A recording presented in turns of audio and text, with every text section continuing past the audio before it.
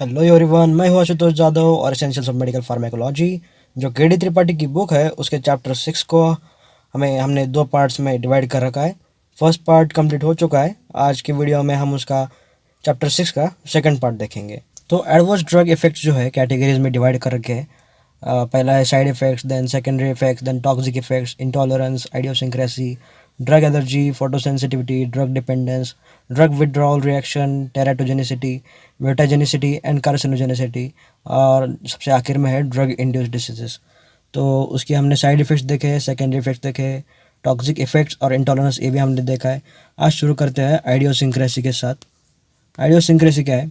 It is genetically determined abnormal reactivity to a chemical. The drug interacts with some unique feature of the individual not found in majority of the subjects and produces the uncharacteristic reaction. For example, barbiturates cause excitement and mental confusion in some individuals. Quinine or quinidine causes cramps, diarrhea, purpura, asthma and vascular collapse in some patients. तो ये एक genetically determine की हुई abnormality है chemical को लेकर होने वाली। यहाँ पे ड्रग इंटरेक्ट होता है इंडिविजुअल के कुछ यूनिक फीचर के साथ और कुछ अनकैरेक्टरिस्टिक रिएक्शंस जो है प्रोड्यूस करता है।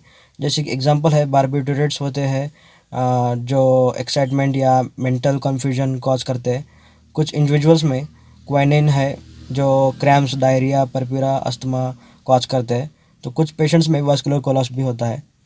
फिर आता है drug allergy. It is an immunologically mediated reaction producing stereotype symptoms which are unrelated to pharmacodynamic profile of the drug, generally occur even with much smaller doses and have a different time course of onset and duration. This is also called drug hypersensitivity but does not refer to increased response, which is called supersensitivity. The target organs primarily affected in drug allergy are skin, airways, blood vessels, blood, and gastrointestinal tract. It's further divided into two main parts. First one is humoral and the second one is cell mediated. ये immunologically mediated reactions है जो stereotype symptoms create करते हैं। ऐसे symptoms जो कि किसी drug के फार्माकोलॉजिकल प्रोफाइल से रिलेटेड नहीं होते, ये जनरली स्मॉलर डोसेस में भी ऑकर होते हैं। इसी को ड्रग हाइपर सेंसिटिविटी कहा जाता है। अब कुछ ऑर्गन्स है जो अफेक्ट होते हैं ड्रग एलर्जी में, वो है स्किन है, एयरवेज है, ब्लड वेसल्स है, ब्लड है और गैस्ट्रोइंटेस्टाइनल ट्रैक्ट भी है।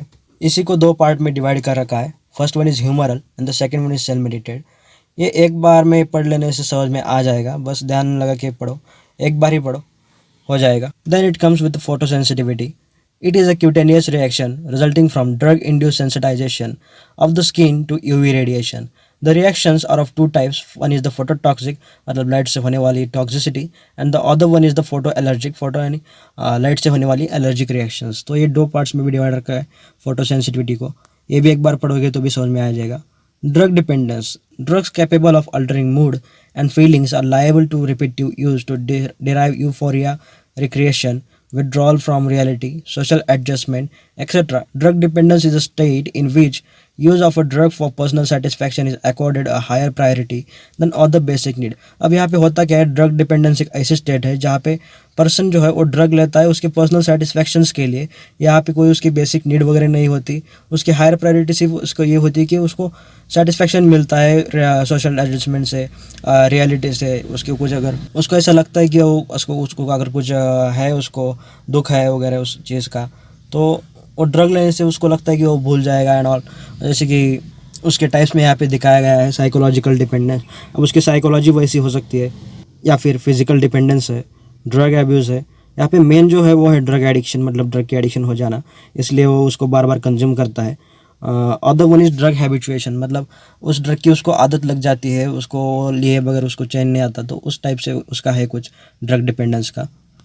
Drug withdrawal reactions, apart from drugs that are usually recognized as producing dependence, sudden interruption of therapy with certain other drugs also result in adverse consequences, mostly in the form of worsening of the clinical condition for which the drug was being used.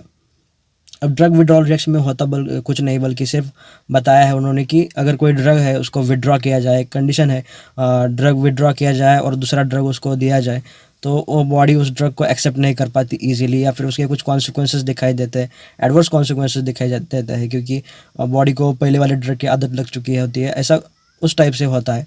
जैसे यहाँ पे उन्होंने example भी दिया है कि acute adrenal insufficiency में be precipitated by abrupt cessation of corticosteroid therapy. Then आता है teratogenicity reactions.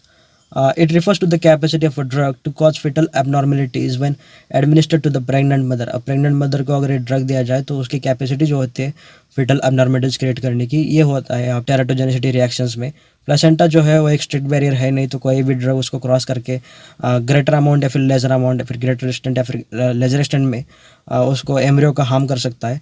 Embryo is one of the most dynamic biological systems and in contrast to that adults drug effects are often irreversible. अब यहाँ पे drug का कोई effect हो जाता है वहाँ पे फीटस पे तो वो इरिवर्सिबल होता है. Drugs can affect the foetus at 3 stages. अब जो ड्रग है फीटस को 3 स्टेज में अफेक्ट कर सकता है. पहला है फर्टिलाइजेशन एंड इम्प्लांटेशन के टाइम पे, conception to 17 days. Failure of pregnancy हो सकती है विच गोज अननोटिस, मतलब नोटिस भी नहीं होगी. The second one is organogenesis 18 to 55 days of gestation. Most vulnerable period, deformities are produce, मतलब फीटस में डिफॉर्मिटीज आ सकती है इस टाइम पे. Third one is growth and development stage which is 56 day onwards. Developmental and functional abnormalities can occur. अब यहाँ पे डेवलपमेंटल या फिर फंक्शनल एबनॉर्मलिटीज़ हो सकती है, जैसे कि ACE इनहिबिटर्स का जो है वो हाइपोप्लासिया ऑफ ऑर्गन्स कॉज कर सकते हैं, स्पेशली लंग्स एंड किडनीज को. Then other one is the mutagenicity and carcinogenicity. It refers to the capacity of a drug to cause genetic defects and cancer respectively. Mutagenicity आपने सुना होगा, mutation वगैरह हो. अगर आप मार्वल के फैन हैं तो एक्समैन की सीरीज आपने देखी है तो आप आपने सुना होगा ये वर्ड म्यूटेशन वगैरह हुआ है उस टाइप से. म्यूटेशन मतलब होता यह है कि उसके जेनेटिक फैक्टर जो है उसमें डिफेक्ट आ जाता है. और कार्सिनोजेनिटी मतलब कार्सिनोजन मतलब आप जानते हैं कैंसर, कि कैंसर उससे क्रिएट हो सकता है. Usually oxidation of the drug results in the production of reactivity intermediates which affects genes and may cause structural changes in the chromosome. अब यहाँ पे जीन्स जो होते हैं उनमें स्ट्रक्चरल चेंजेस क्रोमोसोम्स में आ सकते हैं. स्ट्रक्चरल चेंजेस उसके covalent interaction with DNA can modify it to induce mutation. अब यहाँ पे कोवैलेंट इंटरेक्शन जो DNA के साथ हो सकता है वो उसको मॉडिफाई भी कर सकता है म्यूटेशंस के लिए, विच में manifest as heritable defects in the next generation. इसका इफेक्ट नेक्स्ट जनरेशन में भी देखा जा सकता है.